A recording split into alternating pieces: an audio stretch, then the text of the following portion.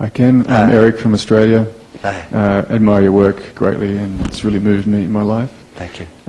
Yeah, I've just got an interesting question for myself. Actually, for you, before myself. Last year, I gave my old Japanese Zen master Aiwaska for his 69th birthday. There you go. One of his students also took it with us. And Did you take it too? I took it too, yeah. There you go, boy. And I just come from the Amazon, from a crazy sort of shamanistic Christian religion that's growing in Brazil at the moment. You've got quite a path here. Yeah, very interesting. Yeah. Anyway, at the end of the session, the young monk was very upset because he felt that he'd broken his precept of not taking drugs. Yeah. And he asked my teacher and our teacher, what was that? Was that a drug? Yeah. And my very humble Japanese teacher said, I think it was a food. Yes, breakfast, lunch, and dinner.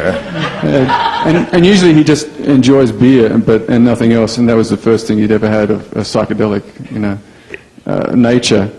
Anyway, what I wanted to ask is, I haven't really heard you discuss the place of entheogens, or what was known as psychedelics or power plants, in transformative practice. Do you feel they have a place? For me in my own life, I'm a long-term meditator, but I've found certain peak experiences actually using meditation with ayahuasca or mushrooms to be extremely powerful and have helped me a lot, and actually have taken me, your work has verified a lot of things that I've experienced in those states, and particularly I like to acknowledge the sort of mysticism of South America as well, and what that's offered the world and Central America. Oh, yeah. So could you discuss entheogens at all? Thank you.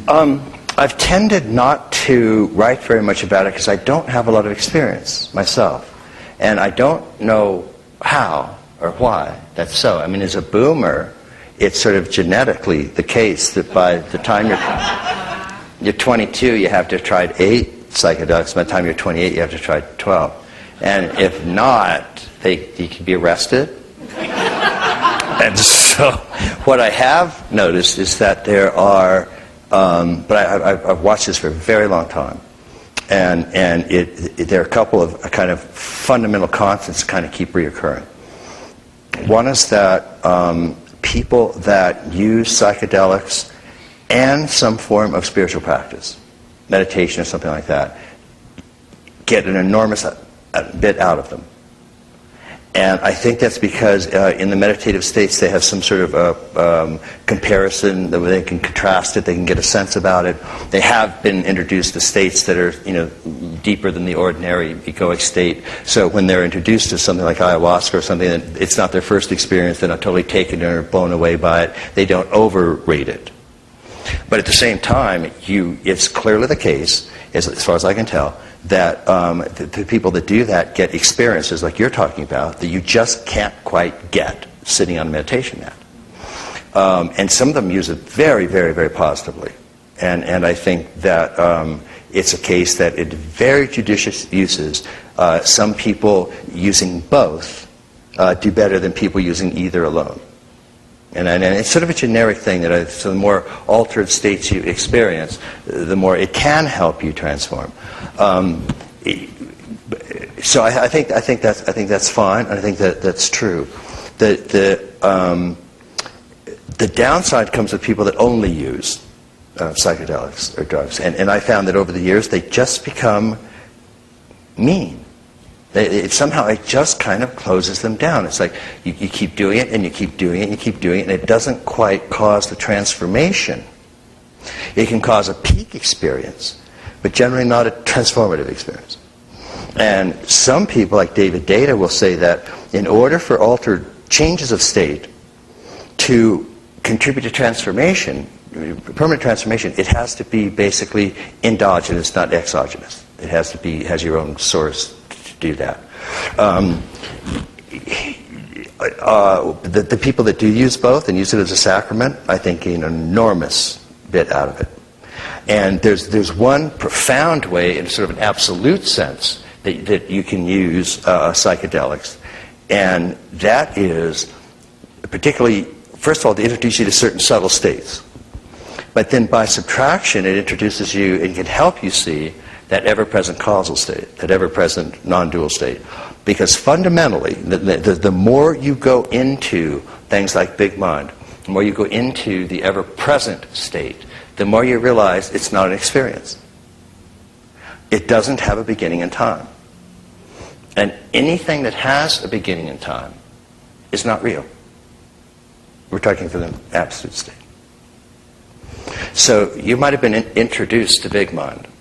And because there was an experiential component to it, big mind itself didn't have an experiential component. What you were experiencing is the ego going, finally, a vacation from me. And so you're experiencing all of the gross and subtle as you do that. The more you do it, the more you realize that big mind is the only thing you've ever known. For 1 billion years, you have only known this noticing, witnessing awareness. There's never a time you can think of when you weren't you. And so the more you deepen that ever-present recognition, the more you realize that whatever is an experience is not it. And one of the ways one of my teachers used to handle this is people would come in, and this is Chagya Tulku, who is my root guru in Dzogchen, and people would come in and go, oh, I finally got it, this luminosity and this absolute clarity is amazing, it's like, how could I miss this, it's so great. And he would go, did that have a beginning in time? He'd go, yeah, yesterday afternoon. And it's like, and I'm sitting there, and he said, that's not it. Anything that has a beginning in time is temporal. Anything that has a beginning in time has an end in time. And if you equate God with a state like that, then when that state slips, that God slips with it. But what is the witness of that state? It doesn't have a beginning. And so I've actually seen people that shall go nameless, the San Berkelsen region, and they were actually doing psychedelics. And the teacher was basically saying, and this is an intense case of it, are you distracted by these phenomenal displays, extraordinary experiences? Can you find that isn't not an experience? What part of that doesn't have a beginning? That part is the unborn. That part is what is real. That part is what will stay with you when the fireworks come and go. And they will all come and go. And that's the nature of phenomenal objects. As I say, they come, they stay a bit, they torture you, and they leave. Every object you can think of will do that to an extent. And if it's a painful object, it will torture you while it's there. If it's an object you love, it will torture you when it dies. The only thing that is free of that is the witness. The only thing that's free of that is yourself. The only thing that's free of that is that ever-present I amness.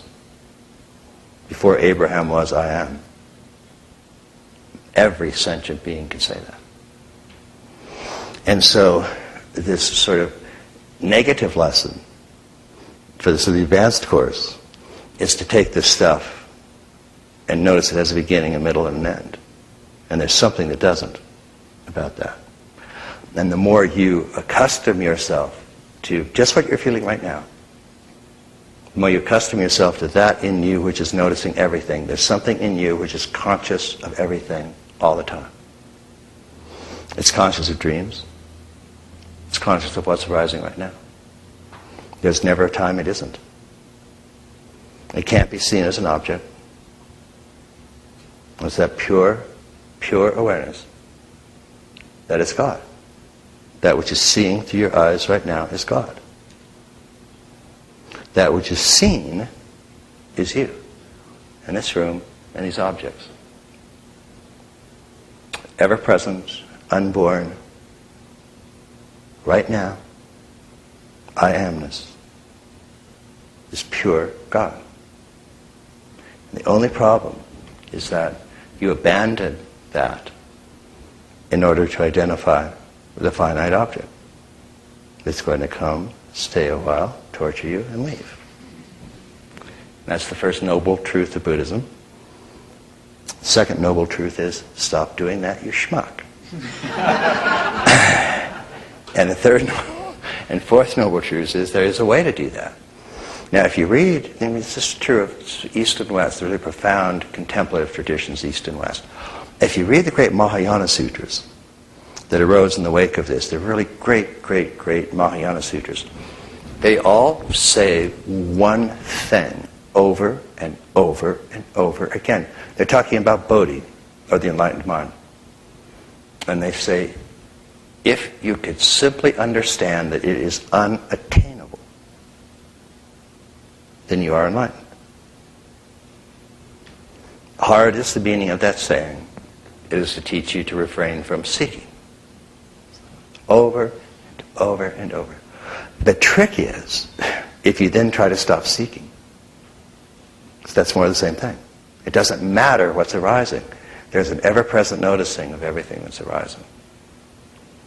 And that literally is pure spirit and pure Godhead. So, now that we all understand that, let's do some drugs. And see if you're distracted. Some people are distracted by sex. Some by, well, pizza, we've established that. Some by any object. And what happens temporarily is the happiness that comes from that radiant, pure self that you are. And its first form of manifestation, Sat Chidananda. Pure being, pure presence, pure consciousness, and pure happiness, pure bliss. As soon as we see an object that makes us happy, we are temporarily transferring that happiness that is ours to that object that we think causes. And that's the fundamental problem then, because you chase after the object as if that's the source of this being that is what you are, and this bliss that is what you are, and this presence is what you are. And those objects will rip you up and head on out. So that ayahuasca, really, again, I've not done it, but I uniformly find some very, very positive, interesting experiences from that. And people that have been very open about it. Samuel Bonder was one of the really things that was instrumental in helping him awaken. Not because it causes the enlightened mind, but because by subtraction, it makes it harder to avoid the utterly obvious fact that you're aware. Strangely, we sort of go, oh, what, me?